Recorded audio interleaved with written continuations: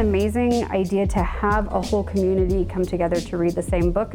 I know for me, one of the reasons that I write books and one of the reasons I read books is because I think that books have the most power of just about anything in the world to connect us to others and to help create empathy and sort of shared experience and connection. And so I think when different people read the same book, then that effect is magnified, because not only do we individually experience greater levels of empathy, but we can, have greater levels of empathy as a community and greater levels of connection. And I know that for me, I'm a mom and I love reading books with my husband and daughter because it gives us something to talk about, gives us a shared history and a shared experience to draw on.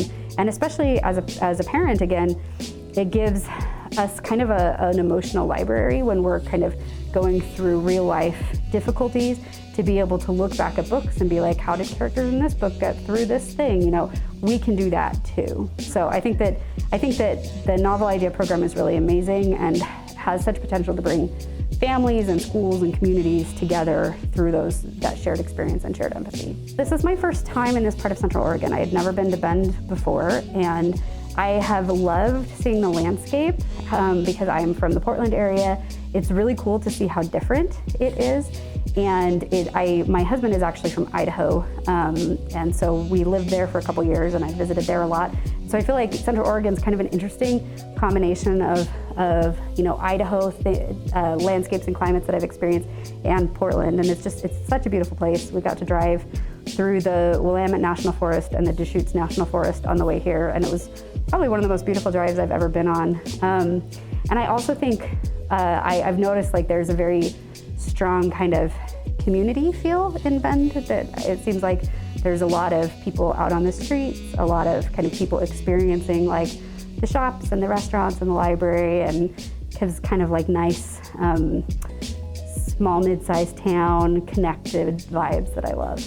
I am such a huge fan of libraries. For one thing, I read a lot of books, and I could never possibly afford to buy all of the books I read, or I would be bankrupted. I don't know if you guys do this, but at my library, sometimes when your receipt gets printed for checking out books, it'll say you have saved this amount of money for using your local library. And I think at this point I'm well over $100,000 on that accounting. I've saved a huge amount at my library. But I also think that libraries are such important, especially right now in a time where a lot of kind of neutral, free public spaces have gone away, and where we're in a time where there's so much polarization, politically, socially, lots of division.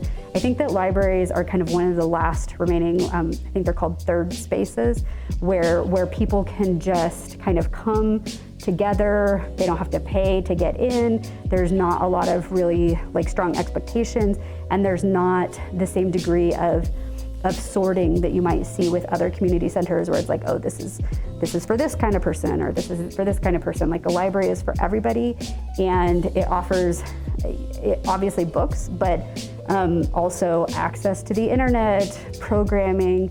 My library, one of my favorite things about my library, the Hillsborough Library, is that they have a very extensive library of physical objects called the Library of Things. And so we have borrowed cooking equipment, games, all toys, robotic dogs. We've borrowed so many things that have been just so much fun and enriched our lives, thanks to that community building effort that our librarians have put together. So yeah, I am a huge fan of libraries. I just love them.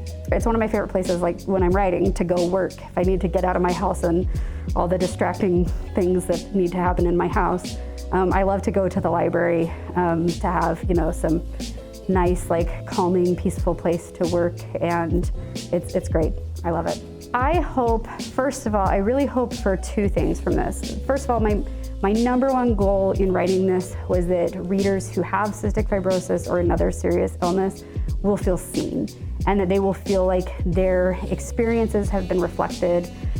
Chronic illness in general and cystic fibrosis in particular are very, very diverse, and it's impossible to write a singular cystic fibrosis story because everybody's experiences are so different. But my hope is that the emotional heart of the book is going to resonate with other kids and adults who have had some of these experiences of growing up with serious illness. The other thing that I hope to provide a window for that experience for people who have not had it. One of my doctors read it after it came out and sent me a message and said, I've spent my entire adult life caring for people with this disease, and I feel like I understand it better than I have ever understood it after reading this book. And that was so validating to hear, because I think that when we don't ourselves have an experience, we can learn about it, we can listen about it, but it's hard to really know what it feels like to have another person's lived experience. And I think that books can be an amazing window into what is it like to live somebody else's life? What is it like to experience the emotions and the physical sensations of what that feels like? So I really hope that No Matter the Distance can provide a window into what it is like growing up with cystic fibrosis and trying to hold all of these competing realities about who you are and what your life is.